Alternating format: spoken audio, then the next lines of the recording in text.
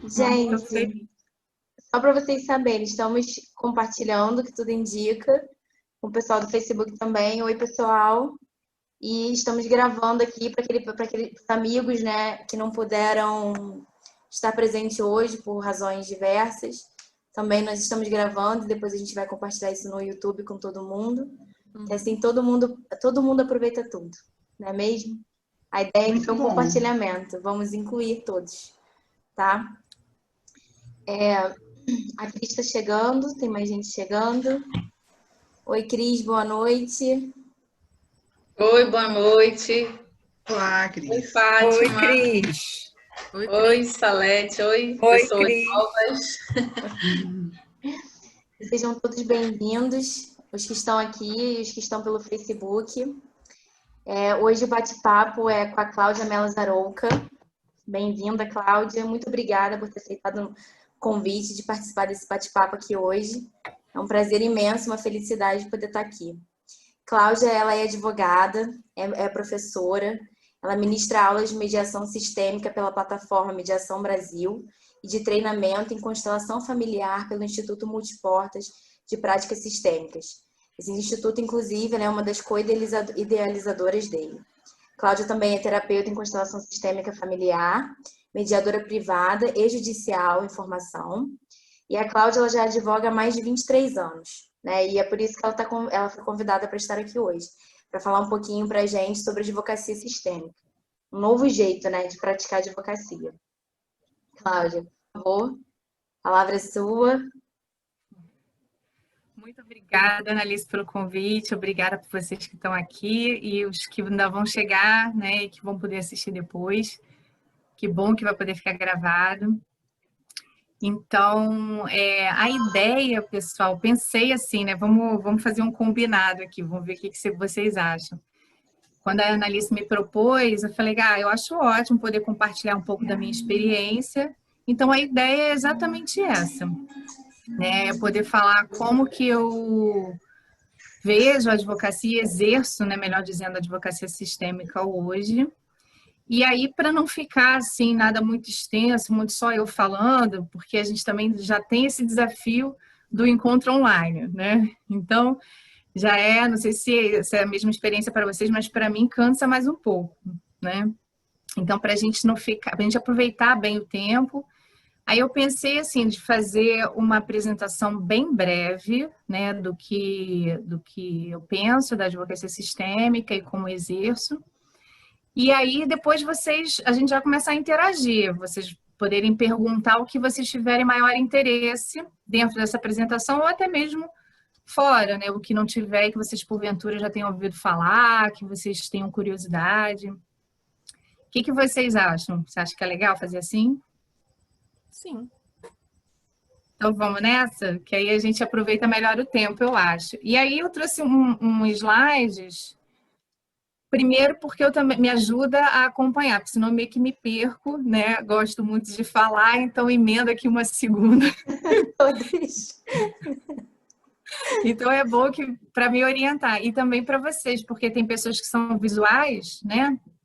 Também assim e gostam de acompanhar olhando. Então vou compartilhar aqui com vocês, mas sempre que possível eu volto para interagir, porque compartilhando eu não consigo ver todas vocês. E aí quando vocês quiserem, tiverem alguma dúvida, eu penso que como a gente está assim num número pequeno, né, de participantes, acho que não teria problema, né, Alice, interromper a hora que quiser, poder perguntar.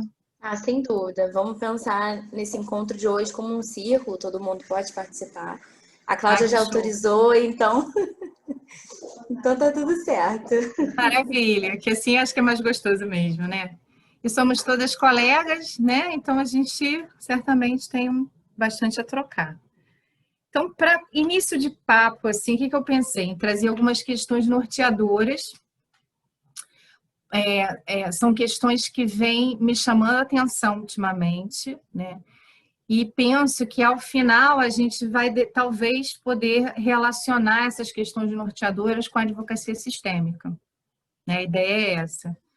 Então, a primeira questão é a quantidade de ações judiciais que tramitam hoje em dia no Brasil.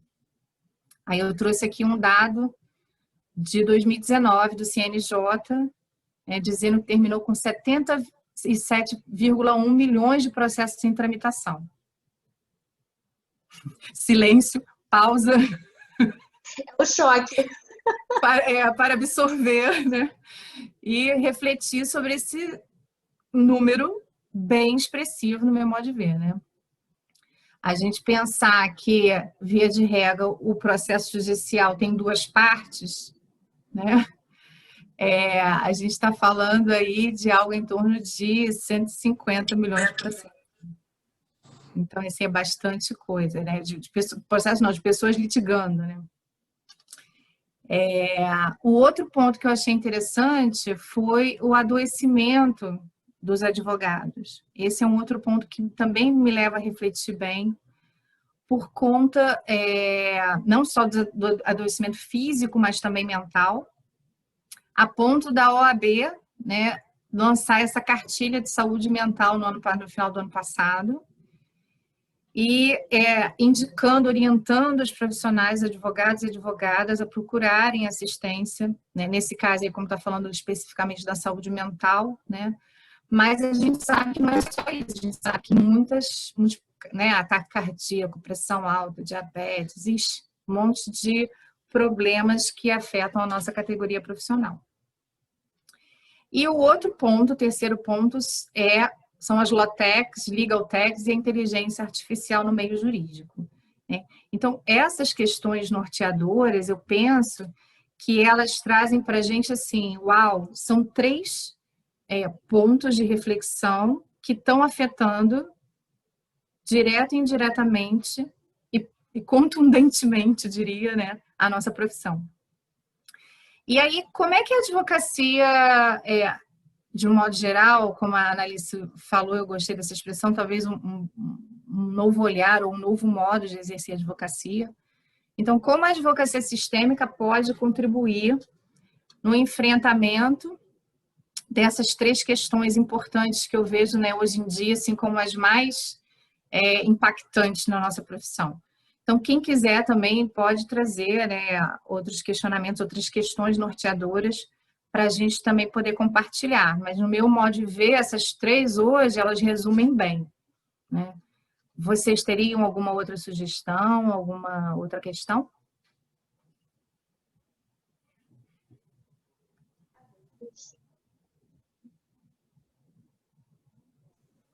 Acho que é isso, então, né?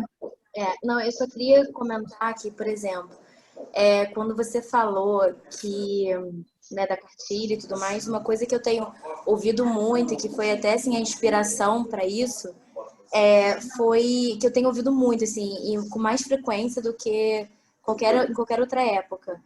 Da insatisfação e da vontade de praticar assim, muitas pessoas que amam a advocacia, amam o que fazem, amam o direito, e acabam tendo que, às vezes, recorrer a outras profissões porque não estão aguentando praticar a advocacia do jeito que ela é hoje. Então, assim, quando você falou da cartilha, realmente é isso. Eu acho que a gente tem que começar, não a caminhar em outra direção, mas talvez paralelo, sabe? 2 coisas ao mesmo tempo. Se a gente pode melhorar o que a gente faz, por que não, né? Ou fazer de um jeito diferente. Eu gosto muito disso, assim, do diferente. Adoro também. A gente tem uma frase, que é uma frase do Bert Hellinger, que fala, é algo mais ou menos assim, né? Às vezes a gente não precisa de um novo caminho, mas de uma nova forma de caminhar. Eu achei muito interessante, Analice. Eu queria também, além dessas questões norteadoras que você falou, uma que foi falada ontem pelo Laírton da Silva no Congresso, que está tendo de mediação, que às vezes são encontradas soluções, mas são soluções que não dão paz, né, para as partes. Às vezes tem, né, aquela solução, processos que são longos e tudo, às vezes fica um tempo rolando e podem ter as resoluções, e através do direito sistêmico eles encontram paz, né? Que às vezes pelo direito comum, digamos, né? Não chegam à paz para as partes. Acho que isso também.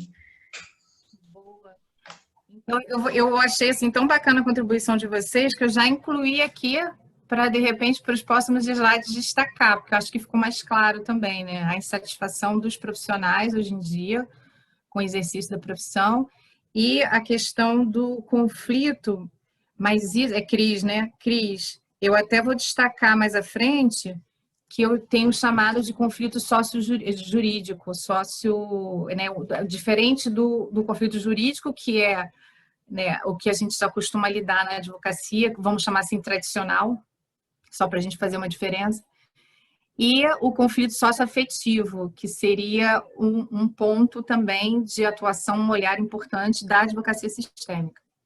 Né? Mais alguém? Mais alguma questão norteadora?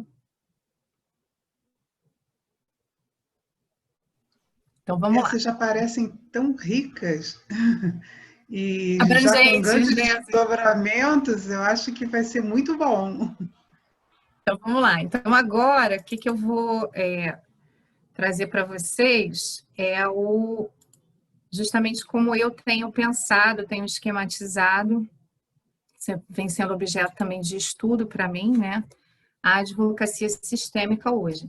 Então, gente, assim, gostaria de destacar que esse é um ponto que eu, Cláudia, é como eu tenho pensado. É claro que existem divergências, existem outros modos, outras maneiras de ver e de exercer a advocacia sistêmica, né? Então, esse aqui é muito pessoal, né, que eu estou dividindo com vocês. Então, eu falo da advocacia sistêmica como um atendimento humanizado, é um destaque, né? E aí, justamente, saindo do conflito jurídico e expandindo um conceito que a gente utiliza no pensamento sistêmico, ultrapassando. Porque ao ultrapassar, a gente não exclui o que veio antes. A gente inclui para construir algo ainda em cima disso, né? Tendo essa base. O que eu acho que é muito importante, né? A gente não exclui saberes, não exclui experiências, e isso só fortalece, né, o sistema, a profissão. Então, a gente sai do conflito jurídico, ultrapassa, mas continua olhando para ele, né, mas ultrapassa e estende, abrange para o conflito socioafetivo. E aí a gente tem essas três vertentes aqui, né, o pensamento sistêmico novo paradigmático, que é a base científica, e que eu penso que essas novas práticas, né, aí eu incluo a mediação, incluo a comunicação não violenta, incluo essas novas práticas mesmo, né, de olhar para o conflito, já com essa base científica do novo pensamento sistêmico, né, que é o novo paradigma da ciência, e que eu venho destacando como novo paradigmático, né, e vocês já vão entender por quê. E aí essa é a base, é o primeiro ponto, né, que é, imagina, essa base científica. Então, é dali que a gente vai erigir os nossos pilares, os nossos princípios, as nossas teorias para a atuação da advocacia sistêmica. Então, o segundo ponto seria justamente a teoria geral dos sistemas e a teoria hellingeriana, que é muito própria das constelações familiares de Bert Hellinger, né? Como as constelações foram conhecidas, sistematizadas pelo Bert Hellinger, e foram divulgadas, amplamente divulgadas.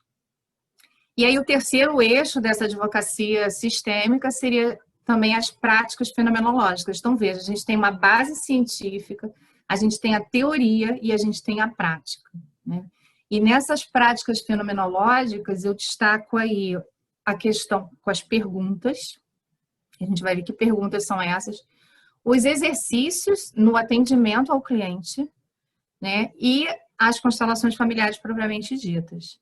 Então, assim, eu venho trabalhando com esses três eixos de práticas, né? É claro que outras possibilidades estão aí incluídas, né? Eu uso muita coisa da mediação no atendimento, né, da advocacia sistêmica, muito dessas teorias sistêmicas, né? Então, assim, é só um destaque aqui, mais ou menos como eu venho exercendo, como que ela está estruturada, né? Então, aí, como eu falei para vocês, a gente começa com a base científica. Então, é claro que a gente não tem tanto tempo assim para aprofundar, né? Mas a gente gosta de destacar essa questão da diferença entre o pensamento mecanicista e o pensamento sistêmico, que é para a gente entender o que é o pensamento sistêmico.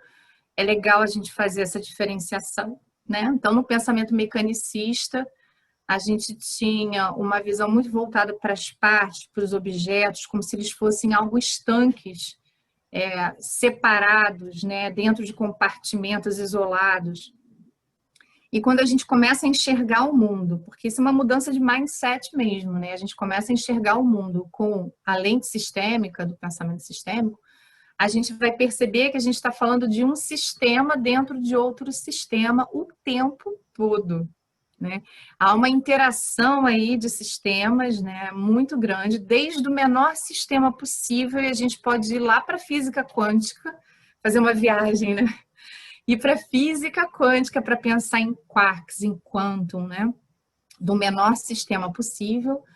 E aí vai passando, vai aumentando até o cosmos, até o infinito, o maior sistema possível, né? Do multiverso. Então, a gente trabalha assim, né? Se a gente pudesse pegar um exemplo do corpo humano, acho bem factível para todos nós, né? A gente tem uma célula, já é um sistema, que está dentro de um tecido, que por si só já é um sistema também, né? O tecido está dentro de um órgão. Então, quando eu quero falar com isso é que o órgão, por si só, você está vendo que ele já tem outros sistemas dentro dele, né? E ele, por sua vez, também faz parte de um sistema maior, que seria, por exemplo, se for o coração, está dentro do sistema circulatório, né? Que, por sua vez, está ao lado de outros sistemas, respiratório, excretor, reprodutivo, e aí forma o corpo humano. Então, vejam que o corpo humano tem sistemas menores dentro dele, mas também faz parte de sistemas maiores. Aí a gente parte para os sistemas sociais. Aí a gente está falando de família. A gente, então, olha para as relações sociais pensando com essa cabeça, né? Com esse olhar sistêmico. E aí a outra característica que eu gosto de destacar do pensamento sistêmico são essas três, né? Que estão aí em azul, porque são as três principais mesmo que formam esse pensamento sistêmico novo paradigmático. Então, na primeira coluna, a gente está vendo características do pensamento mecanicista, e na segunda coluna, na coluna da direita, a gente vê o pensamento, as características do pensamento sistêmico, né? Complexidade, instabilidade, intersubjetividade. E essas três características, esses três pressupostos básicos, eles funcionam como uma tríade inseparável, né? Porque não dá para ter pensamento sistêmico novo paradigmático se não tiver com os três juntos atuando ao mesmo tempo. Mas, enfim, para a gente falar um pouquinho, né, a complexidade. Aí você imagina, pensar assim, de sistema dentro de sistemas, o quão complexo isso não é, né?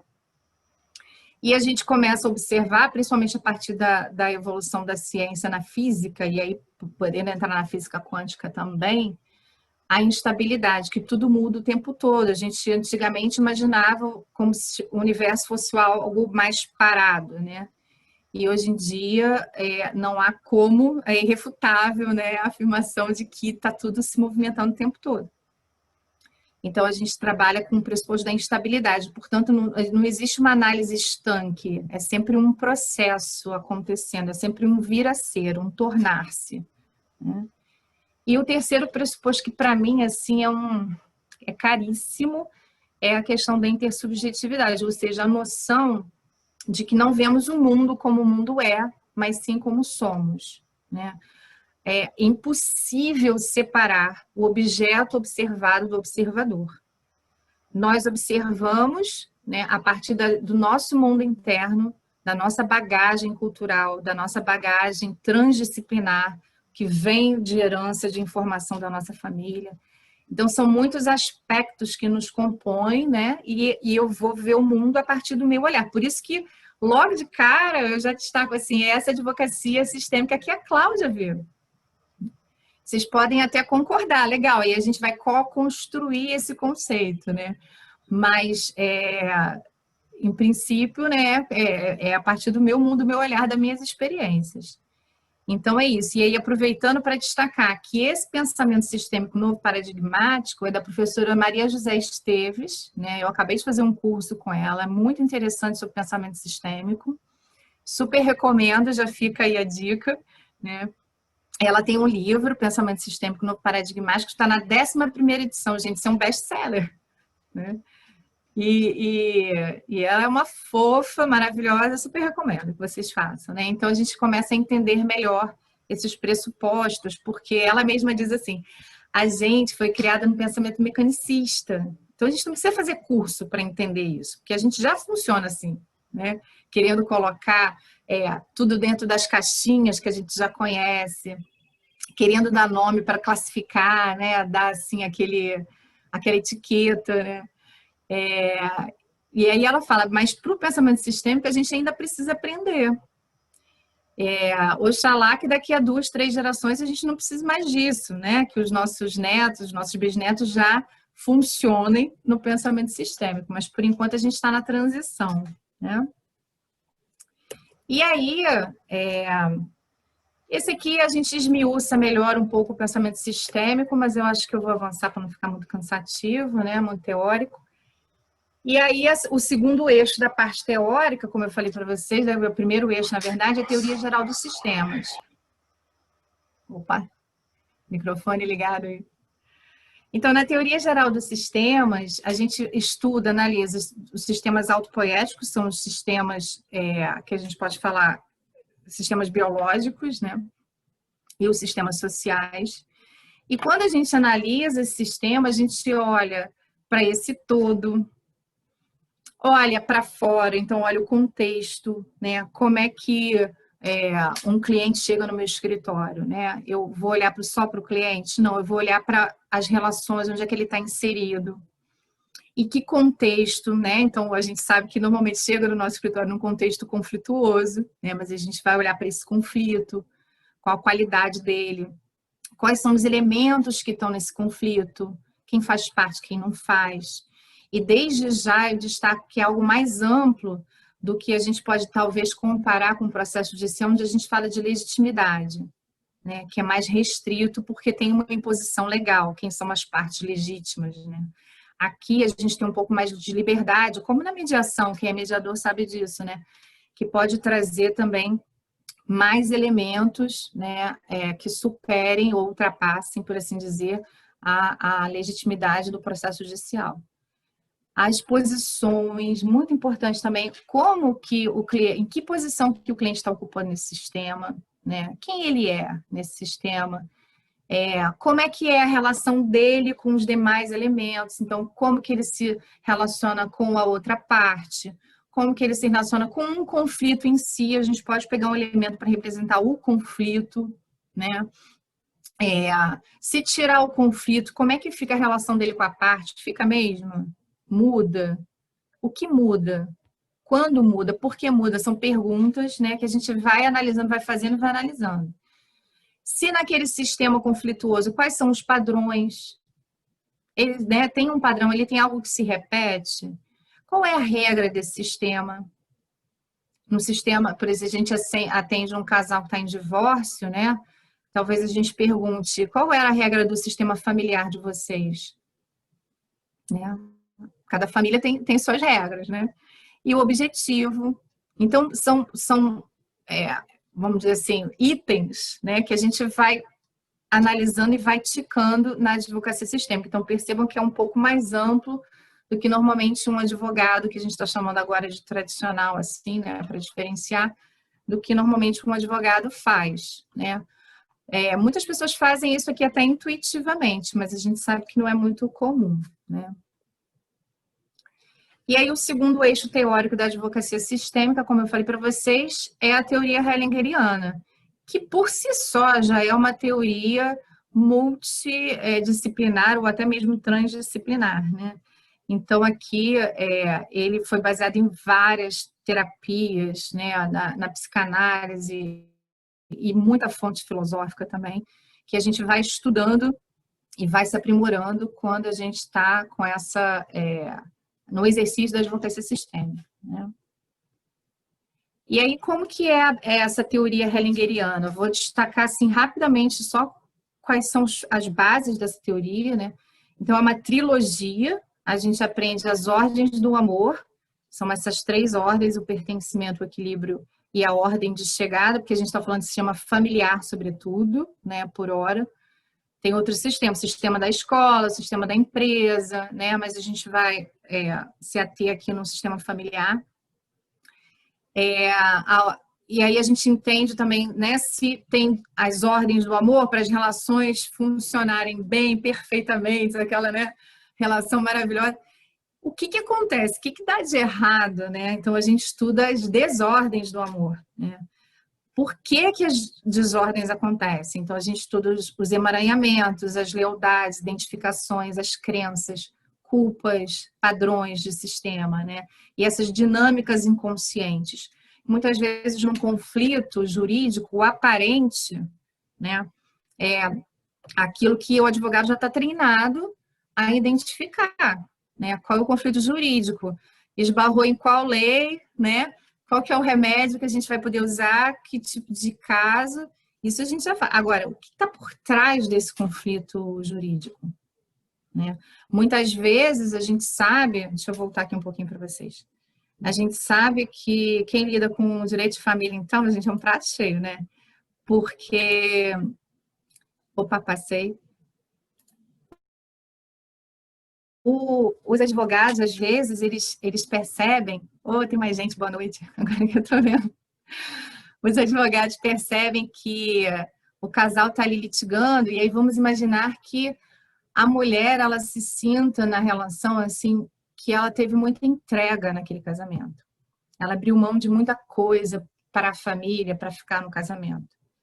Então, na hora do divórcio, na hora de partilhar os bens, muitas vezes a gente não consegue achar uma partilha que contemple essa mulher, né? Porque ela acredita que ela deu muito, ela sente que ela deu muito, então ela não sente justo partilhar 50%, 50%, por exemplo.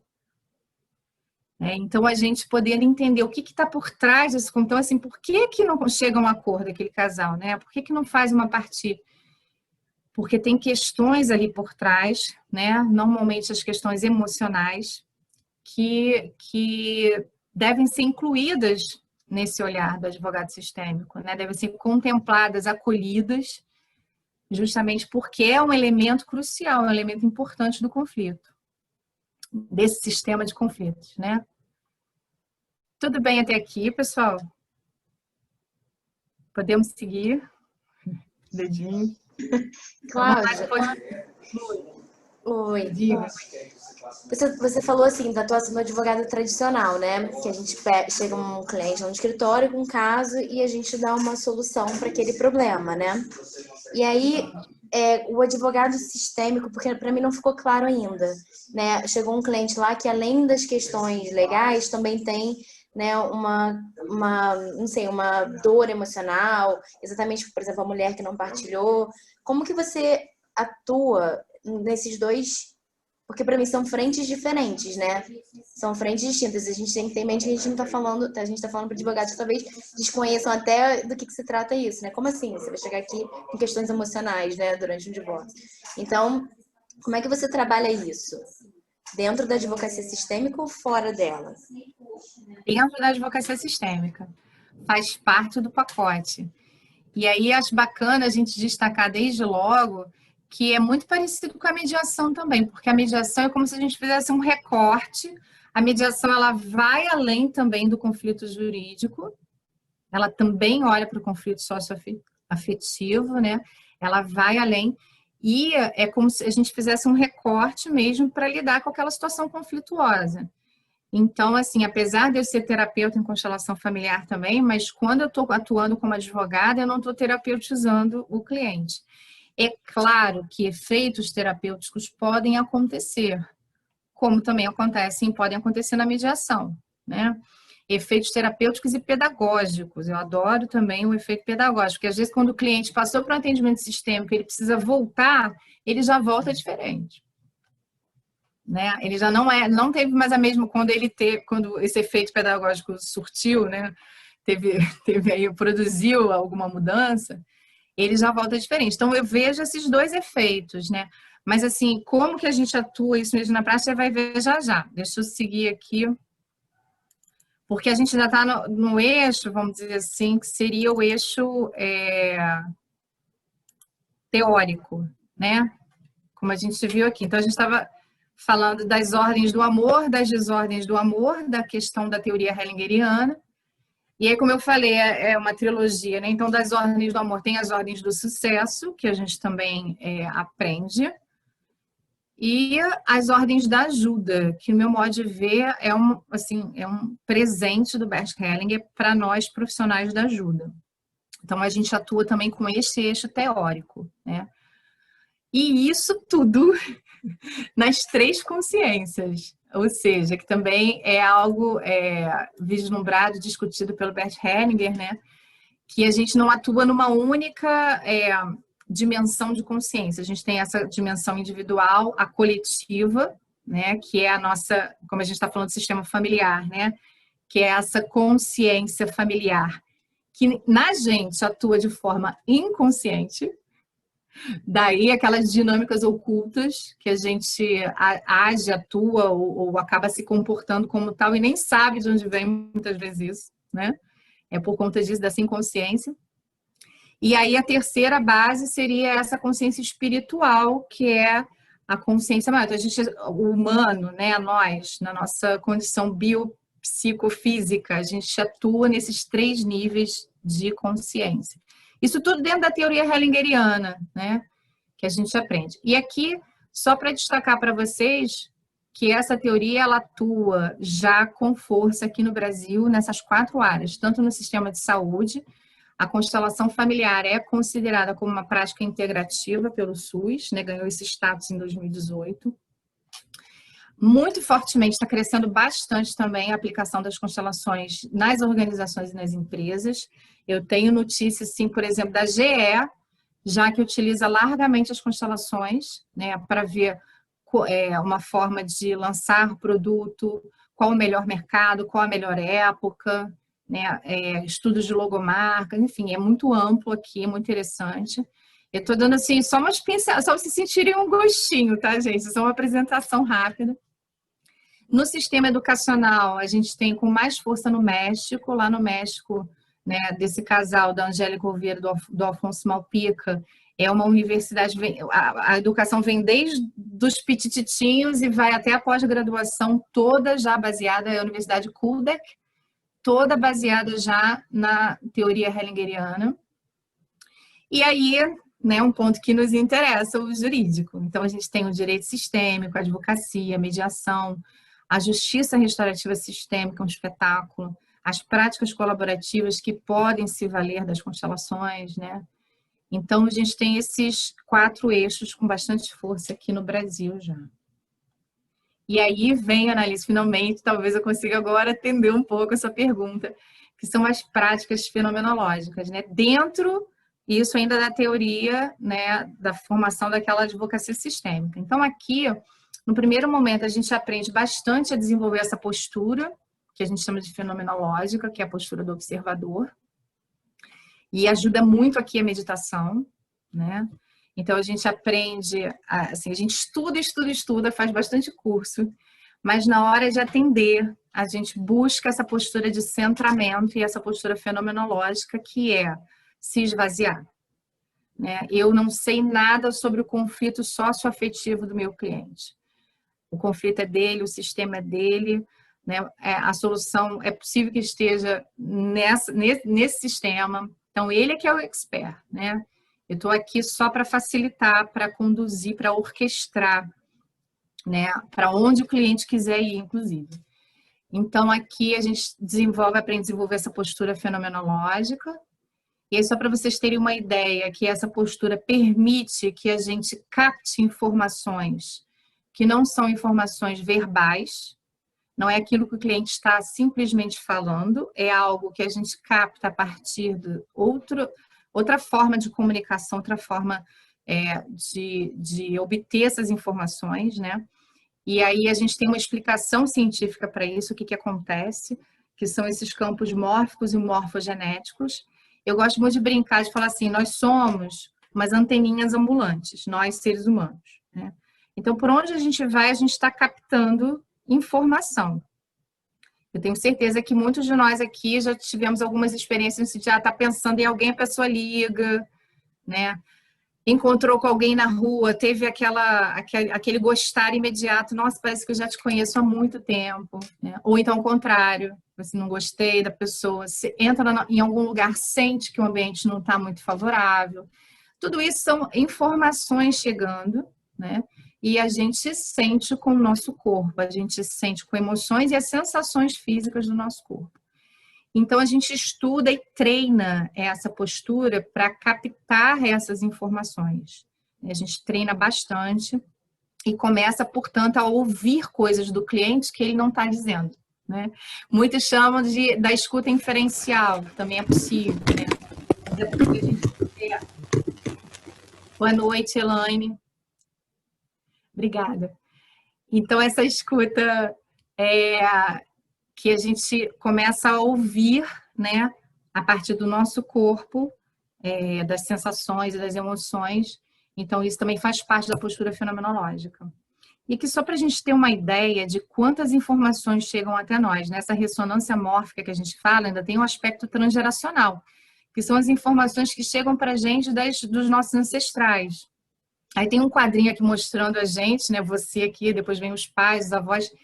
E aí, assim, gente, em 10 gerações, dos nossos decavós, são 2.048 pessoas. Isso só na linha reta ascendente, né? Sem contar a influência de tios e outras pessoas da nossa comunidade de destino que também nos influenciam. Então, só para a gente ter uma ideia dessa ressonância mórfica, o tanto de informação que chega através do nosso DNA. Né? E a epigenética já está aí para comprovar que é isso mesmo. Então, a gente não herda só a cor do cabelo, a cor dos olhos, a gente herda também as informações emocionais dos nossos ancestrais. Né? E aí, assim, como essa prática fenomenológica, né? Então a gente aprende essa postura, aprende essa ressonância mórfica, e aí a gente trabalha muito no eixo das perguntas. E aí, assim, na advocacia sistêmica que eu venho desenvolvendo, tem essa base aqui. Primeiro que eu conheci foi o método autorreflexivo expansivo do Mediação Brasil, onde eu fiz a minha formação de mediadora. Né? A professora Vivian Gama, ela construiu 6 macrocategorias que estão subdivididas em 120 microcategorias de perguntas reflexivas e expansivas. Né? Depois eu tive contato com mais perguntas do metamodelo de perguntas da programação neurolinguística, no curso que eu fiz também de formação de practitioner, que eles chamam. E aí, recentemente, eu tive contato com as perguntas reflexivas do sistema do Calton. Então, eu venho montando também, na advocacia sistêmica que eu venho desenvolvendo, essas perguntas que vão, cujo objetivo maior é atingir as premissas do cliente para que ele possa ter uma mudança de olhar sustentável, né? Boa para ele. E isso não tem jeito, a gente é só treinando muito mesmo. Então, para mim, o eixo de perguntas assim, é algo crucial, fundamental. E a gente muitas vezes pode ficar só na pergunta. Só a pergunta já é suficiente no sentido de provocar essa mudança, né, na estrutura e na forma de pensar do cliente. Mas, às vezes, eu também faço exercício, até porque eu não sou uma pessoa muito paciente. Às vezes as perguntas demoram mais um pouco e o exercício, ele dá aquele, sabe assim, mais rápido. O cliente já... a minha irmã falava assim, você está desenhando, né? Quando você faz exercício, você está desenhando. Porque aí é algo, inclusive, que mexe também na estrutura, né? Não só vem a emoção e as sensações físicas, como eu falava, né? A gente sente, mas o cliente também sente. Então, para ele, isso é um nível de aprendizado muito mais profundo do que ficar só na parte reflexiva mental. Porque quando a gente faz exercício, entra o emocional também. O emocional é o fio condutor da transformação mais acelerada, né? E mais profunda, né? No nível de transformação do cliente. Então, aqui eu nomeei alguns exercícios, eu fico brincando com isso, né? Por exemplo, os nossos filhos, que está aqui na segunda linha, é bem essa imagem de uma foto que eu tirei aqui no escritório, quando eu atendi um cliente que ele tinha dificuldade de entender muito a questão da relação com a mãe da criança e a filhinha deles, né? Então, eu tomo muito cuidado também com o vocabulário, né, com as expressões que a gente usa. Quando a pessoa fica falando assim, meu filho, assim, o filho de vocês, né? Os filhos são de vocês, são dos dois. E aí eu faço muito isso, que parece assim uma bobagem, gente, mas assim, acho que 99,9% das vezes que eu fiz, surtiu um efeito assim tão impressionante. Eu tenho essas aqui, vocês estão vendo, 2 palitinhos, né? Um quadradinho representa o homem, o redondinho a mulher, e o menorzinho redondinho é a filhinha deles, né? 4, 5 anos tinha a menina. E aí eu peço para o homem segurar o X e o Y, peço para a mulher segurar o X e o X. E aí coloco a filhinha e falo, bom, então me empresta um X seu, me empresta o outro X seu, e aí essa aqui é a filhinha de vocês. Gente, muitas das vezes é um momento assim que a gente tem que esperar um silêncio e aí vem um choro. Principalmente em casos em que a gente percebe que está meio que assim, não vou dizer alienação parental, às vezes até isso mesmo, mas a gente está naquele, né, está quase naquela linha de meio termo, assim, é alienação, não é, mas de qualquer forma a gente percebe que o casal, ele não está se olhando ainda. E, aliás, é muito interessante na configuração, quando eu peço para o homem colocar ele e a mulher primeiro, é porque eu já tinha virado aí no desenho quando eu tirei a foto, mas ele ficava olhando para a mulher e a mulher para ele ainda. Aí eu falei, agora coloca a sua filha. Aí ele colocou a filha um pouquinho mais para o lado da mulher, mas não mexeu neles. Eu falei assim, é assim mesmo ou você quer mudar? Quer colocar vocês olhando? Não, é assim mesmo. Falei, tá vendo? Vocês ainda não olham. Aí botei os dois olhando para a filha e fiz o nascimento da filha, né? Então isso provocou, assim, uma mudança. Então esse eu chamei dos nossos filhos, né? Os filhos do casal. Tem as posições perceptuais, tem níveis neurológicos que eu adoro. Eu vou misturando também atividades, vou fazendo um monte de coisa. Esse esvaziando também é ótimo para a sessão de mediação, então, assim, que o casal está ainda nessa postura com muita dor, ainda não conseguiu olhar para a separação direito, então peço para eles se olharem profundamente, né, uma certa distância, e não falar nada. Né? Não falar nada com a boca, né? Mas eles vão falar tudo com os olhos e eles vão ficar nessa posição o tempo que for necessário até que venha algo, alguma emoção. Então, isso eles conseguem ali esvaziar um pouco, né? Para dar lugar para continuar o processo de mediação, o que quer que seja, do atendimento, né? Então, são vários exercícios aqui que eu vou fazendo. E aí o terceiro eixo da prática é a constelação propriamente dita. Aqui eu coloquei, as pessoas ficam muito ansiosas para querer saber o que é constelação, mas, gente, é muito difícil definir constelação. Constelação é uma prática da vida, né? Então, assim, difícil definir vida, é mais ou menos isso. Define em poucas palavras o que é a vida para você. Caramba, né? Desafio, assim. Então, aqui destaquei alguns principais eixos, né? Então, coloquei como uma abordagem transdisciplinar, que pode ter efeitos terapêuticos e pedagógicos. Um dos objetivos é revelar as dinâmicas sistêmicas, ocultas ou inconscientes de um conflito atual. E aí isso vai possibilitar ao cliente maior liberdade de escolha, autonomia existencial e qualidade de vida. Para tanto, ela se vale da teoria hellingeriana e das práticas fenomenológicas e tem como base o pensamento sistêmico. Então, é mais ou menos o que a gente destacou também, né, como eixo da advocacia sistêmica. E a constelação, muitas vezes não sou nem eu sou consteladora, né? Mas eu não, às vezes eu já estou tão envolvida com o caso, já sei tanto do caso que eu prefiro indicar um outro profissional para fazer a constelação quando eu vejo que é necessário, quando o meu cliente quer fazer, né? Então, às vezes eu faço quando está muito no começo e já tenho um rapport bom com o cliente, né? Às vezes eu prefiro delegar, deixar para outra pessoa fazer. Mas é um eixo importante dentro do atendimento da advocacia sistêmica, né? E aí aqui seria da gente falar como é que uma constelação pode ser feita, né? A constelação familiar, organizacional, como eu falei para vocês, que é um campo que está crescendo bastante, né? Nas organizações, nas empresas. Tem também o estilo das constelações estruturais, e aí ela pode ser feita tanto individual quanto em grupo. E individual é o que eu mais faço dentro do escritório no atendimento da advocacia, né? Que é justamente com o cliente ali. Bom, aqui é mais um dado também, são informações de ver como é que o direito sistêmico está hoje no sistema de justiça brasileiro, né? A gente está vendo aí uma atuação muito larga, muito forte, já na justiça estadual com as casas de família. Aqui no Rio parece que já são 7, né? Começou na Leopoldina, onde eu atuo lá como mediadora em treinamento, né? A OAB a gente já está com mais de 100 comissões de advocacia sistêmica ou direito sistêmico.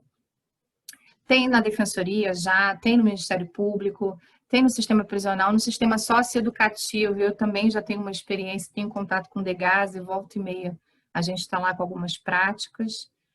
E os cursos universitários e as extensões também de pós-graduação têm crescido bastante. Então, meu povo, eu diria que é meio que assim um caminho sem volta, sabe? Tá aí para ficar, e que bom, né? Porque eu acredito e percebo isso que ajuda bastante. E aí, talvez, como a gente tem a nossa cabecinha, né, que a gente não pode negar, qual que seria o embasamento legal, o embasamento jurídico? A gente tem aí os princípios constitucionais, né? Tipo, mas pode usar a constelação, pode usar isso tudo, pode fazer isso tudo que você está fazendo, Cláudia. Então, a gente tem esses fundamentos aqui que, né, para mim, é a questão da dignidade da pessoa humana e o acesso material à justiça, a ordem jurídica justa, né? E muitas vezes a gente não está falando nem de acesso a ingressar ou ajuizar efetivamente uma ação, né? Esse é um detalhe. A resolução de 125, que diz aí, né, fala da mediação, dos métodos autocompositivos, e fala em qualquer outro método. Então, a gente poderia incluir aí. Nesse mesmo sentido, os artigos do Código de Processo Civil. O Código de Ética e Disciplina da OAB também traz essa mesma noção.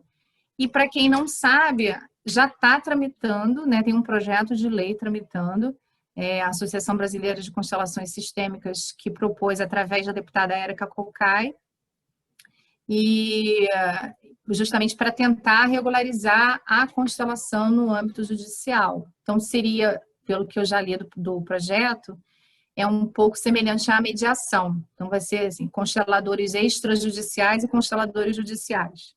Algo mais ou menos assim.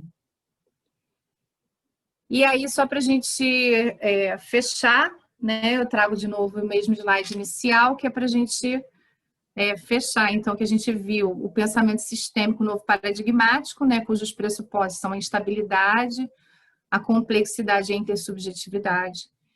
Trabalha com o eixo teórico da teoria geral dos sistemas e da teoria hellingeriana, né? E aí da teoria hellingeriana tem aquela trilogia, ordens do amor, ordens da ajuda e ordens do êxito. E aí nas práticas, a prática fenomenológica, né? No eixo de perguntas, que aí é mais dialético, né? Cliente-advogado, fazendo alguns exercícios também com a postura fenomenológica e às vezes até mesmo utilizando a constelação em si, né? Então, com isso, a ideia é a gente atingir o conflito socioafetivo. Então, além do jurídico, né, que o advogado tem a obrigação de prestar esse serviço, né, vai prestar de qualquer jeito, e aí eu ofereço para o meu cliente, falo, olha, tem essa possibilidade, percebe que está acontecendo isso, né, faz aquele rapport bacana primeiro, né, e oferece essa possibilidade. A gente tem como olhar para o que está de trás, o que você acha, você topa. Uns querem, outros não querem, né? Outros já estão vindo me procurar já com essa pegada, né? Não, eu vim te procurar porque eu sei que você é uma advogada sistêmica. Primeira vez que eu vi isso, eu fiquei, né, assim, nas nuvens. Falei, uau, que legal! Realizada. Maravilhoso. Eu ia perguntar isso, posso perguntar?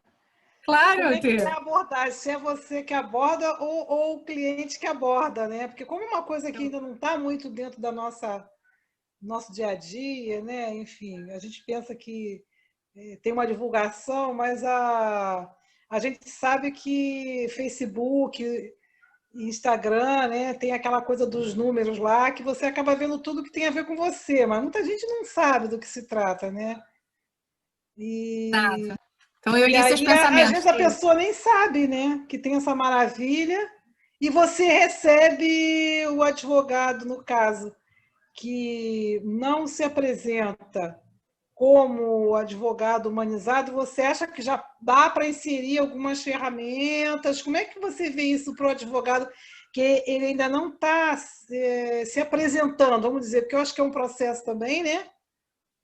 Tanto o pensamento sistêmico, como toda a questão de entender, né, como você apresentou aí, né, pertencimento, a hierarquia, entender, né, isso é uma compreensão, é uma ampliação de consciência, não acontece da noite para o dia. Né? Então, assim, o advogado que ele vem começando, vem tateando, ele já pode fazer alguma coisa em relação a esse atendimento humanizado e sistêmico, ou ele só pode fazer depois que fizer um curso de 180 horas, mais 22 de coisa, 320 disso, e aí uma... Entendeu? Então, como a gente trabalha com o pressuposto da complexidade, eu acho assim que, e da intersubjetividade, né? Eu acho que cada profissional é que vai poder dizer. Eu conheço muitos profissionais, muitos advogados que já faziam atendimento humanizado e fazem intuitivamente e não sabem nem do que é isso que a gente está falando, né?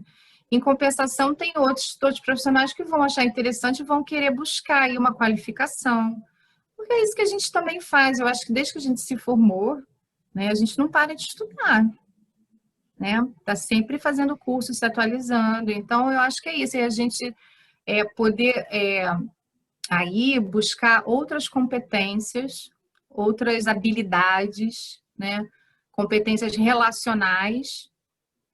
Então, acho que depende muito do profissional. E tem gente também que vai olhar para isso e vai falar assim, que chatice. Não quero nada disso não, gente. Eu quero saber aqui, ó, a lei que vai ser aplicada e acabou. E tá tudo certo também, né? E que bom que esses profissionais existem, porque às vezes a gente precisa deles também, né? Então, eu acho que tá tudo certo. Eu acho que tem espaço para todo mundo, porque as necessidades são múltiplas. Então, tem gente que vai ter uma necessidade que vai poder ser atendida por um determinado profissional, outros por outros. Então, eu acho que é isso, é multi, né? Tudo é multi, tudo cabe, tá tudo certo. Eu acho que é uma questão mesmo da gente se identificar. Eu, quando vi isso, e aí eu acho que já responde um pouco o pressuposto da Analice, já para aproveitar esse gancho, que é a questão da insatisfação. Eu mesma era uma dessas, que adorava o direito, por isso que quando eu dava aula, né, eu gostava muito também de estar em sala de aula, porque eu gostava do direito. Mas a prática da advocacia era muito massacrante para mim. Né? Eu estava insatisfeita, eu fui morar fora do país pensando em fazer outra coisa da vida. Né? Então, assim, estava já num nível que eu já estava querendo desistir mesmo. Então, quando eu descobri a advocacia sistêmica, eu falei, opa, agora sim me apaixonei de novo, né? E vejo como é bom poder ajudar, ser esse profissional da ajuda, né, com essa qualidade, porque aí a gente se prepara melhor. Inclusive, quando eu comentei que as ordens da ajuda do Bert Helling é um presente para nós profissionais, que a gente começa a atuar com mais qualidade. E aí eu entro de novo no outro pressuposto, que é a questão do adoecimento dos profissionais, né, da advocacia. Porque, gente, muitas vezes a gente se emaranha na questão do cliente, né, sem consciência, a gente se emaranha, e aí quando a gente vê, a gente está adoecendo, a gente está com burnout, a gente, né, mil problemas que a gente vai arrumando para a vida da gente. Cliente que não paga, né? Como assim, cliente não paga? Não sou mãe dele, não sou pai dele, né? Então a gente começa a estabelecer relações mais proveitosas com o nosso cliente. Então aqui a gente já atinge a segunda questão norteadora, como que a qualidade da nossa profissão melhora, né? E aí a gente vê que agindo assim, já vou para a questão de cima, agindo com a advocacia sistêmica, inúmeras vezes a gente não precisa mais judicializar a questão. A questão já pode ser resolvida no próprio escritório, quando no muito é uma ação rápida para homologar o acordo, o consenso que foi atingido, né? Às vezes isso nem é necessário mais. Então, assim, isso a gente já... E aí também, de novo, qualidade, agilidade, né? Inclusive no recebimento dos honorários, né? Que não tem distinção, diga-se de passagem, né? Não é porque fez acordo que vai cobrar mais barato, não. códigos de ética e disciplina da OAB regula isso também, né? Então, já vem essa questão norteadora. E a terceira questão, que são as LOTECs, é o que eu pergunto para vocês. Assim, no atendimento jurídico, quando a gente está olhando só o conflito jurídico, muitas vezes essas questões de inteligência artificial e tal, isso vai começar a ser atendido, pessoal, cada vez mais. É outro caminho sem volta. Né? É melhor a gente aceitar logo que dói menos. Né? Porque, assim, é outro caminho sem volta. Então, e eu, particularmente, eu acho ótimo também, né? Tem que ficar pesquisando jurisprudência. Se puder, o que for mecanizado, se a máquina puder fazer, tá ótimo. Agora, o que a máquina não vai poder fazer nunca? Nunca vai poder substituir. Né? É o atendimento humanizado. Então, eu vejo que a advocacia sistêmica, né, nessas questões norteadoras mais preocupantes, né, que a gente vê aí, incluindo da análise, que é a insatisfação profissional, né, e incluindo a questão do conflito socioafetivo, né, que acho que foi a Cris que trouxe, né, agora eu não estou lembrando quem foi que falou. Mas isso aí, eu penso que a advocacia sistêmica abarca muito bem, né, e responde muito bem. Então, agora, I rest my case. Né, fiz aí uma apresentação geral, vou deixar com vocês, então, o que vocês gostariam né, de explorar, questões a trazer, como a gente já tem feito, né? Cláudia, para mim surgiram algumas questões. Por exemplo, você pontuou muito família. E aí, é só para família, advocacia sistêmica? Não. A gente tem hoje aplicação com muito proveito, né? Na área criminal, na socioeducação. Justiça do Trabalho está crescendo bastante, já tem uma comissão também cuidando disso, das ações trabalhistas. Eu já vi casos envolvendo Justiça Federal, Caixa Econômica, questão do mutuário, superendividamento. Então, na área civil também cabe, né? Porque a gente está falando de relações humanas. A gente está falando de relações humanas. Então, quando o cliente, até mesmo as questões administrativas, no direito administrativo com o Estado, tributo, né, direito tributário, porque a gente está falando da relação do cliente com esse tributo, muitas vezes com dinheiro ou com uma dívida. Isso pode ser olhado. Isso é um conflito socioafetivo que pode ser olhado pela advocacia sistêmica. Então, qualquer área do direito, qualquer relação humana. É que a família, por que a gente fala da família, né? A família é o único sistema que todos nós temos. E aí a gente entende... Não tem jeito, a gente veio de um óvulo e de um espermatozoide. A gente veio de um pai. Podemos até nem conhecer, vir de uma família, vir por adoção, aí a gente passa a ter mais um sistema familiar, que é o sistema adotivo. Tudo bem, mas obrigatoriamente família a gente tem. E as nossas relações, todas as nossas relações derivam daí. Então, da relação que a gente teve com os nossos pais, os nossos cuidadores, ou que a gente não teve. A qualidade dessas relações, uma relação boa de troca, se foi uma relação abusiva, né, com muita agressividade. Então, tudo que a gente teve, que a gente não teve, é que a gente vai para a vida fora levando essa experiência. Então, por isso que a gente estuda primeiro o sistema familiar, que é como nós, profissionais, funcionamos e como o nosso cliente funciona. Então, a gente vai procurar entender as nossas premissas, para entender a partir daí também as premissas do cliente. Então, é por isso que a gente fala bastante de sistema familiar. Mas depois que sai dessa base, aí se aplica para vários outros sistemas. Tanto é que já tem escola, né, no direito, sistema bem amplo aí. Não, eu perguntei pelo seguinte, a forma como você descreveu pareceu para mim, aí me corrija se eu estiver errado, que precisam estar os dois presentes, os dois precisam querer participar. Senão você não consegue praticar advocacia sistêmica só, por exemplo, com o ex-marido ou a ex-mulher. Não, pode ser só com cliente, sim. E a gente até tem algumas estatísticas, né, tiradas já dos atendimentos que foram feitos no fórum. É claro que quando ambos participam, se a gente está falando de um casal, né, ou um ex-casal, eu penso que os resultados eles sejam mais proveitosos. E as estatísticas revelam isso, né? Mas pode ser com um só, e muitas vezes quando a gente faz o atendimento em grupo. Então tem gente que fica só assistindo, não faz a própria constelação, vamos dizer assim. E mesmo assim, quem está de fora só assistindo também tem índice bom de avanço na conversa, avanço na relação. Que a gente não está falando aqui só de fazer o acordo, de fazer o consenso. O foco não é só no resultado, né?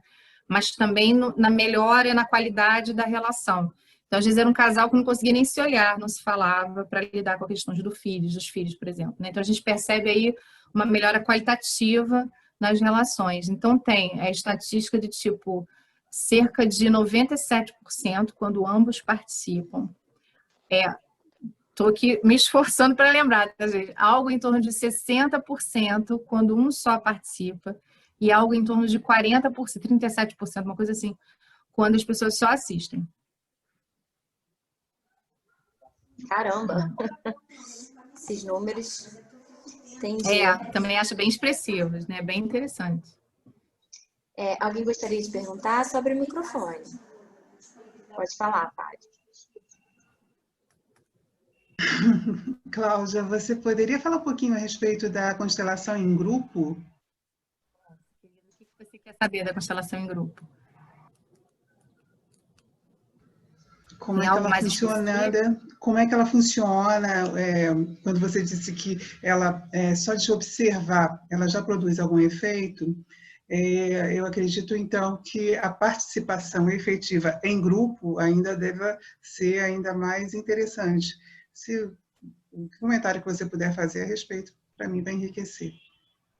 Querida, é exatamente isso. Por isso que a gente gosta bastante de trabalhar em grupo, porque o grupo é muito generoso, né? A constelação, a gente fala, né? Todo mundo que está assistindo a constelação pega uma carona. Então, tem um cliente que marca. É como se a gente estivesse aqui agora, né? Aqui a gente pode fazer um workshop de constelação, que, aliás, é como tenho feito ultimamente, né? Só dá para fazer, a gente não está conseguindo aglomerar por enquanto. Então, a gente está fazendo online mesmo. Então, é como se a gente estivesse aqui agora. E aí, um de vocês vai constelar um tema. Então, digamos, você, Fátima, queira constelar um tema de dificuldade em relacionamento, vamos dizer, com seus filhos, né? Eu estou com dificuldade, gostaria de constelar a minha relação com os meus filhos. Ok. Então, aí a gente pode pedir, por exemplo, para a Analice representar você, né? E poderia pedir, por exemplo, a Tereza representar o seu filho. E aí aqui o trabalho vai começar a se desenvolver. Aí não teria como entrar em pormenores, né? Aqui no... E aí, assim, a Salete, a Margarete, a Luciene, a Ilane e a Cris que estão assistindo, elas também, de alguma forma, vão se aproveitar dessa constelação que é sua, Fátima, que você que é cliente que está constelando o seu tema, entende? Mas não só a Tereza e a Annalise que vão representar a história da sua família, você e seu filho, mas também quem está de fora só assistindo. Ficou claro para você?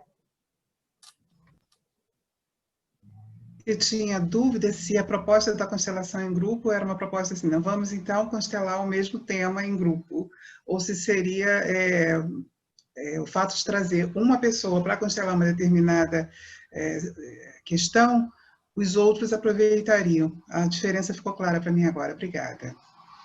Mas tem possibilidade de a gente constelar um tema coletivo também. Sim, era essa a questão. Obrigada. Também tem. Cláudia. Oi, Lu. Oi. De alguma forma fica prejudicada essa prática de constelação, não tendo o campo mórfico lá com todos juntos, aquela egrégora, né, que se forma, e as movimentações das partes, das pessoas? A questão da movimentação, ela realmente fica um pouco limitada, mas eu consegui desenvolver um jeito de minimizar isso, minimizar essa falta, né? Então, eu utilizo mais de um recurso na constelação online. Então, utilizo as imagens através de uma plataforma, uns bonequinhos que eu criei, né? Uma plataforma gratuita, mas que eu aprendi a fazer.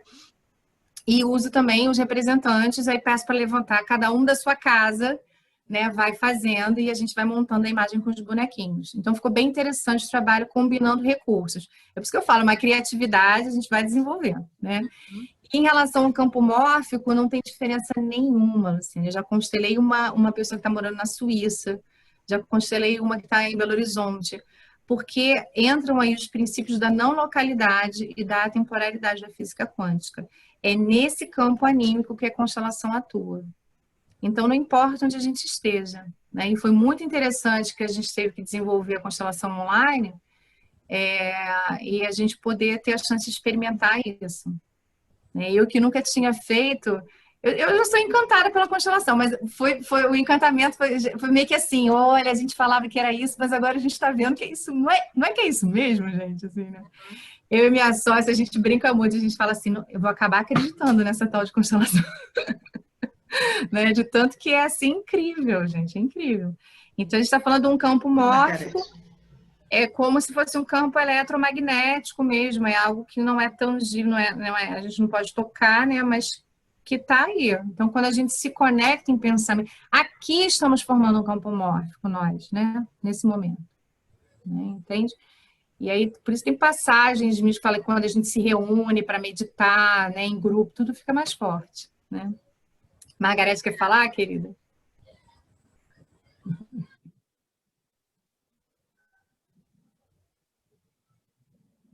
Tá sem voz? Não estou ouvindo, Margarete. O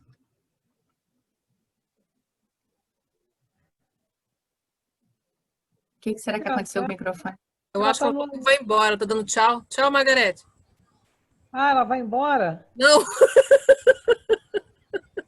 Acho que ela quer. Agora ela fechou o microfone. Eu acho que é o problema dela, lá do microfone dela, que está com problema. Não é a... ela tá com não está dando. Margarete, se você quiser fazer alguma pergunta, acho melhor você escrever no chat. Também não está funcionando, será? Cláudia, vou aproveitar enquanto a Margarete está resolvendo o problema do microfone. Eu queria só tirar uma última dúvida. Que, por exemplo, a gente falou-se muito em constelação, mas você não constela durante, por exemplo, uma reunião com seu cliente. O que você faz é aplicar as ferramentas. Né? Porque aí vai de encontro à a pergunta que a Tereza fez. Não precisa ser formado em 500 mil horas de constelação, por exemplo, familiar. Você pode se utilizar das ferramentas e não necessariamente constelar. Exatamente. Por isso que eu penso que o profissional quando ele já conhecendo a teoria heilinggeriana, aplicando, experimentando isso na própria vida, né?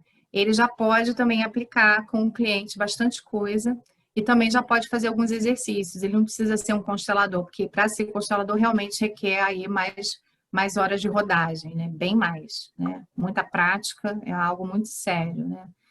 Mas conhecer a teoria e fazer alguns exercícios eu acho muito positivo, né? E em relação a constelar o cliente, eu tenho também uma visão muito própria. Eu falo o seguinte, às vezes, uma pergunta bem feita, já constela o cliente. Porque eu uso a constelação como se fosse semelhante à ampliação de consciência, a um insight, quando ele dá aquele, né, deu aquele opa. Então, porque aí tudo muda. A relação conflituosa já vai ser diferente, a relação com a outra parte já vai ser diferente. Não tem mais como ser a mesma. Né? Quando a gente compreende isso, algo que a gente já avançou é impossível retomar. O que foi ampliado não retoma. Então, às vezes, uma pergunta já constela. Né? Então, eu gosto de brincar também com isso. Às vezes, está conversando e constelou, olha lá, constelou. Porque já teve esse insight. Né? Mas, realmente, a gente poderia dividir aí na primeira e na segunda etapa, né? Aprendendo a teoria e aprendendo algumas práticas, sem ter que necessariamente se tornar um constelador. Entendi. E assim, é uma coisa que você vai fazer pelo seu cliente, independente dele querer ou não, porque eu acho que tá me parecendo que é uma forma nova de praticar advocacia. Então, você não deve conseguir se distanciar muito disso, porque é uma coisa que você acredita, né, e gosta. Então, é um jeito diferente, realmente. Ou... Eu tomo bastante cuidado, Annalise, porque às vezes, como eu falei, a gente tem que sentir o cliente, saber o que ele quer. Porque às vezes ele não está afim disso. Entendi, ele só quer ele quer algo bem prático. Eu tive uma cliente que eu ficava insistindo, porque estava vendo muito um padrão. Para mim era muito claro o padrão, né? E aí eu ficava falando com ela e ela já tinha intimidade, já chegava aqui no meu escritório e já falava assim, Cláudia, não vem com essas coisas não. Não vem com essas coisas não, que eu não tenho paciência pra isso não. Ela fala assim. Até que um dia ela falou, tá bom, vamos olhar para isso. Entende? Então, a gente vai respeitando o momento do cliente, a vontade. Eu tomo isso muito cuidado. Isso faz parte justamente desse pressuposto sistêmico, novo paradigmático, que a pergunta ela tem que ser inclusiva, né? Porque eu não posso dizer o que o cliente não está querendo. Não vou dizer, a gente está aqui nas nossas imperfeições. Às vezes eu posso fazer uma pergunta que vai acabar provocando esse insight, porque aquilo eu também não tenho como me separar mais. Eu já não tenho mais como ser uma advogada tradicional puramente, né? Eu também já estou transformada, mas eu procuro estar atenta a isso. Né? Entendi, obrigada. A Margarete, ela quer saber, em uma empresa familiar, o que você olha primeiro? Para o sistema da empresa ou para o sistema da família? Vai depender do tema, vai depender do conflito do cliente. A maioria das constelações empresariais que eu participei, eu assistindo, não é eu fazendo, não. Os consteladores tomando muito cuidado com isso, até porque constelar questões empresariais pode ser muito delicado, especialmente se a constelação é feita na empresa, porque às vezes é uma particularidade do cliente que ele não quer que os funcionários saibam. São estratégias empresariais, inclusive. Então, o assunto é bem delicado, né? Por isso que a gente tem que ter muito treinamento para ser um constelador, não é algo fácil, né? Então, a gente participa de bastante trabalho, bastante constelação, assiste muito, representa muito, são muitas horas. E aí, eu percebi claramente isso, assim, de respeitar, né? O que o cliente quer. Ele quer olhar para quê? Ele quer, né? Que às vezes, se você não tomar cuidado, o cliente pode até ficar com raiva, né? Vamos te pedir isso, né? Então, mesmo sendo empresa familiar. Principalmente empresa familiar, porque empresa familiar está tudo misturado ali, enrolado, né? Um caldo bom. E a gente tem no Brasil uma particularidade, gente. A maioria das nossas empresas são familiares. Né? Tem uma estatística na Juscerja, assim, um número bem expressivo. Eu acho que é cerca de 80%. De empresas familiares. Então, assim, é um caldo bom mesmo. Né? Mas tudo com treino. Respondido, Margarete? Entendeu? É assim, ó, tipo... Você falou a respeito de ter uma longa estrada aí em formação, em prática. O que você acha razoável em formação? Eu acho que para uma formação básica é o mínimo que está na lei, 140 horas. Uhum. E está nesse projeto de lei, né? Uma formação e é básica. E aí a gente não faz, mas a gente não consegue ficar só na básica. É por isso que eu te perguntei. Primeiro que vai gerando a necessidade de aprofundar ainda mais, né? E a gente está sempre participando de workshop também. Eu sou consteladora, mas eu vivo na constelação de colegas. Assistindo, participando, eu continuo fazendo. Porque a gente também vai pegando as nossas caronas, vai se trabalhando, vai vendo o jeito que o colega faz, cada um tem o seu jeito, que é muito enriquecedor, né? Então, a gente vai fazendo. Eu quero dizer assim, a formação básica, mas eu acredito que 140 horas ainda não seja suficiente para a pessoa sair constelando. Tá? Tem pessoas que conseguem, é aquilo que a gente fala, né? Cada um é de um jeito. Tem gente que já vai ter aquele talento, né? E já vai se sentir confortável e confiante e vai fazer um bom trabalho. Mas tem gente que sente necessidade normalmente de aprofundar, de fazer um pouco mais, de buscar ainda. É como a gente sai da faculdade, né? Estuda 5 anos de direito. Sai achando que já está pronto para advogar? Eu não achava. Clínica geral, não. Pois é. A pergunta foi intencional. E continuo aprendendo muito, estudando até hoje, né? Até hoje, comprando os livros. Aí, o que é que tem na minha mesa aqui? O processo civil aqui na minha mesa, né? Então, estamos aí, né? Essas bíblias da gente, né, gente? Olha o tamanho disso, gente. Isso aqui é obsceno, né? Então, a gente vive estudando até hoje, né? Mas Eu acho que é um bom número assim de treinamento, 140 horas, para ter uma noção básica. Aí depois vai aprofundando, né? Intermediário, avançado, aí vai. A pergunta foi Cláudia? intencional porque eu tenho visto exatamente isso. Pessoas com uma formação mais curta, mas que já apresenta uma segurança grande e nem por isso deixa de se aprofundar, e pessoas com um fundamento teórico já longo e que ainda não sente... E, por um outro lado, você vê que já exerce uma advocacia tão humanizada que ela já poderia estar aí assumindo isso há mais tempo, mas isso realmente tem a ver com características pessoais mesmo, né? Agora, a formação é para a vida toda, né? Tem jeito. Tem mais uma pergunta a respeito dos seus bonecos. Os seus bonecos, eu estou vendo que são bem diferentes, então foi você que desenvolveu? Não, eu tenho vários. Eu tenho vários, Fátima. Tem material aqui bastante. Tem Playmobil, eu tenho um boneco de madeira, eu tenho aqueles palitinhos da foto que você viu. Ela tem uma cidade. Ela tem vários seres. Vários seres. Eu gosto de usar miniaturas também. Eu coleciono, eu gosto, adoro miniatura. Então, é isso, porque cada cliente vai ter um jeito. É que cada vez que eu... Agora, Cláudia, tem também aquela história também, eu acho que tanto para o advogado, para qualquer profissional, tem o cliente que merece, é uma coisa que... Né, a frase não é bem essa, não sei se... porque parece uma piada, né? Mas, na verdade, tanto o constelador, né, quanto o constelado, tanto o advogado quanto o cliente, eu acho que não tem nada errado, está tudo certo, né? E aquele cliente chega para aquele advogado para aprender, para ensinar ou para ambos se enriquecerem de alguma forma na vida. Assim também eu acredito que seja no constelador. E também acredito que... assim como existem as pessoas conteudistas que estudam a vida inteira e às vezes até são pessoas que têm, né, a intuição, têm a leveza, têm a espiritualidade, mas às vezes não têm a coragem.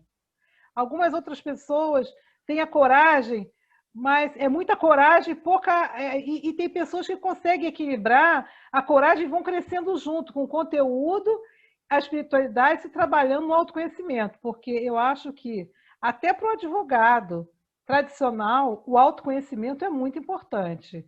Porque você colocou aquela lista ali, uma lista em algum momento que você colocou, e eu fiquei fazendo um check aqui para mim. Arrogância, e aí você até falou em algum momento, porque alguns advogados já trabalham com esse sentimento, né, de inclusão, que é um pensamento sistêmico, um pensamento assim, mais abrangente, né? E eu acho que daquela lista ali, muitos advogados trabalham assim, né? Que eu acho que fica mais fácil para atravessar a ponte. A ponte vai ser mais curtinha, não vai ser uma ponte Niterói, de repente ele vai mais curto, né? Porque ele já está lá praticamente. Porque a gente conhece, eu conheço, eu tenho 30 anos de advocacia, eu conheço advogado de todo tipo, de toda maneira, né? Então, assim, é o que eu percebo, observo, né? Que é bem mais... Mas eu acho que nem só do advogado profissional, porque isso é do ser humano. Ser humano, e aí o ser humano, em qualquer profissão que vá, né, vai levar as suas questões. Por isso que a gente está falando, a gente estuda bastante a base da constelação familiar, família, porque as nossas relações vêm daí. Então, será que essa arrogância, de onde que será que vem essa arrogância? Essa necessidade de estar certo, de ir lá para a arena e brigar, né? E, aliás, a escolha da profissão pode ser sistêmica também. Por que nós escolhemos a advocacia? Ou a advocacia nos escolheu? Essa pode ser a pergunta final norteadora aí, porque isso também é sistêmico. Muitas vezes a gente escolhe as nossas profissões a partir da influência das nossas famílias. Né? Então, vê quanta coisa. Né? Como é que é a história do advogado? Eu sempre fico pensando nisso. Houve uma injustiça, né? Eu não gosto de generalizar, porque cada caso é um caso. Mas a gente sabe que muitas vezes, quando a gente vai fazendo constelação para isso, a incidência é muito grande. Aí a gente chama das dinâmicas, né? Que a gente pode dizer, pode arriscar. Mas para saber mesmo, a gente tem que fazer a sua constelação, né? Para saber o que é. Mas então, numa dinâmica do direito, da advocacia, dizem isso mesmo. Uma questão de injustiça na própria família, né? Que a gente é tomado por essa vontade de fazer justiça. Então, vai ser juiz, advogado, promotor, né? vai ser delegado, tudo que puder aí, né, envolvido nessa... E está muito ligado também à questão masculina, ao yang, né? Então, possivelmente tem a ver com o tronco paterno, essas histórias, e por aí vai, né? Mas aí só fazendo o trabalho mesmo para saber direitinho.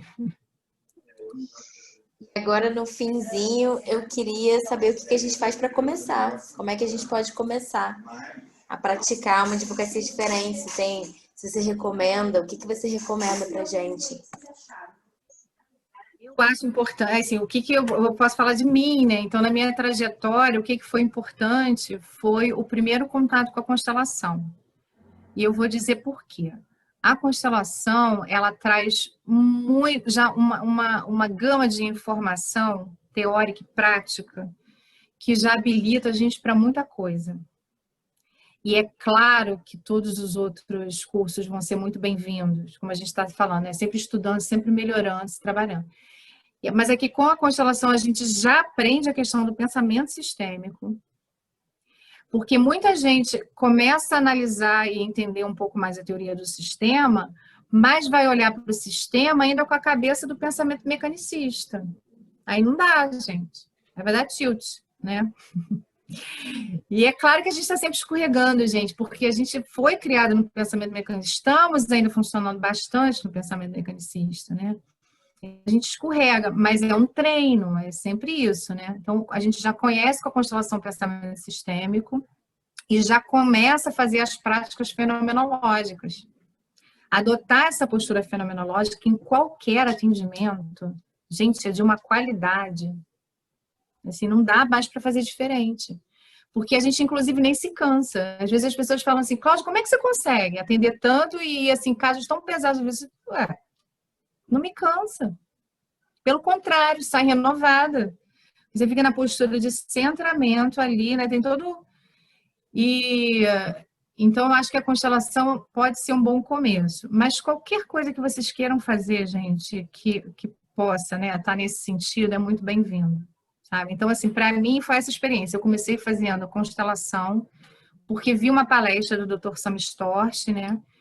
E aí falei, é isso que eu quero fazer. Eu fui tomada por uma energia mesmo, assim, né? Senti o corpo, né? Olhando na internet a palestra dele, falando, cara, e naquele momento de insatisfação, né? Querendo largar a advocacia, assisti a palestra dele e falei, caramba, é isso. E aí comecei a fazer constelação. Isso há 5 anos, gente. Não tinha ainda como tem hoje. E aí, no meio de um curso de constelação, o primeiro curso que eu fiz, eu comentei com uma colega de turma, cara, mas vai ficar esquisito isso. Como é que eu vou fazer constelação e advocacia, gente? Como é que vai ser? Direito sistêmico está na justiça, mas advogado, constelador, como é que vai ser isso? E eu conversando essa minha angústia com essa minha colega, ela trabalhava no MP e estava fazendo mediação no MP. Aí ela falou, por que você não faz mediação, Cláudia? Eu falei, como é que é isso? Gostei disso. Ela falou, acho que vai ser uma ponte legal para você usar a constelação, uma ponte entre a advocacia e a constelação. Mas de lá para cá as coisas já foram se transformando tanto, né? Então é isso, eu vejo como também ganhei com outras habilidades na mediação, a questão das perguntas, outras posturas, né? É isso, a gente vai somando. Mas é esse caminho que eu acho interessante. Se tiver que escolher um, eu indicaria a constelação, porque eu acho que ela é mais abrangente. Por isso. Entendi. Obrigada. Às vezes falta exatamente isso, falta uma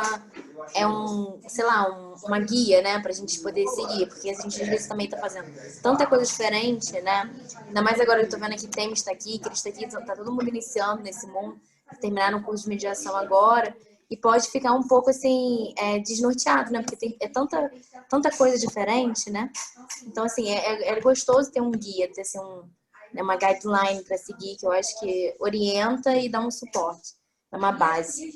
Alguém tem mais alguma pergunta, pessoal? Eu queria fazer só uma observaçãozinha. Agradecer muito por tudo. Um curto espaço de tempo e grandes informações e ótimas informações. Estou morrendo de pena, vou precisar me ausentar. Se continuar, eu vou assistir depois e agradecer a oportunidade e o encontro com todo mundo, tá bom? Obrigada, gente. Obrigada, Fátima. Tudo de bom. Fátima, obrigada pela presença. Aí teria que ter minha foto, mas aí a gente fica. Cláudia, queria agradecer você também por ter aceitado o convite. Eu gosto de falar que quando eu convido alguém, a pessoa sempre poderia dizer não. Então, eu sempre fico muito feliz com todo sim que eu recebo, porque é uma realidade da vida, né? Então, assim, e eu fico muito grata, muito mesmo, assim. A gente está colecionando não só não sei se colecionar pessoas é uma coisa assim legal de falar, mas é assim que eu me sinto nesse momento. Eu tô colecionando pessoas assim extraordinárias, com muito a oferecer, entendeu? Que agregam muito, e não só para mim, mas para todo mundo que tá assistindo a gente agora, ainda que seja só, né, ainda que não possa ficar até o final, eu tenho assistido apenas um pedacinho. O vídeo vai ser disponibilizado, então não percam, porque é sempre bom, assim, eu acho que ouvir perspectivas diferentes sobre qualquer coisa é sempre muito bom. Eu acho que dá o horizonte da gente, né, é ampliado com isso. Então, muito feliz por você ter aceitado o convite, muito grata mesmo por tudo. E a vocês também. A Cris está perguntando o teu e-mail, Cláudia. Quer que eu escreva aqui no chat? Vou escrever aqui, então. Cláudia, coloca o e-mail, coloca o Insta, porque networking também é importante, se o pessoal quiser depois te procurar para poder saber mais. Exato. E a fotografia, alguém vai tirar? Eu tiro, gente. Você quase não gosta. Eu quase não gosto. Tereza adorou esse negócio de fotografia. Ainda mais que eu treinei muito aquele negócio de coração, que o dedinho tem que botar para baixo. Eu fazia tudo assim, um negócio horroroso. Até hoje ainda faço uma bola, mas o importante é a intenção. Sim, mas a gente pode melhorar um pouquinho a técnica, né? A gente também... A intenção com a técnica, porra! Vai longe. Deixa eu interromper. Botando aqui o Instituto Multiportas, que é o Instagram também. Então, e-mail, o Insta, e-mail é da empresa. Coloca todos os contatos. Muito obrigada pela participação de vocês, adorei. Contribuíram aqui, já vou inserir aqui nos slides mais questões norteadoras, mais perguntas. E é isso aí, então, muito obrigada pela troca. Pessoal, obrigada pela presença. Eu vou interromper aqui a transmissão ao vivo. Então, tchau, pessoal do Facebook, se vocês estiverem nos assistindo. Deixa eu interromper a gravação para a gente poder tirar nossa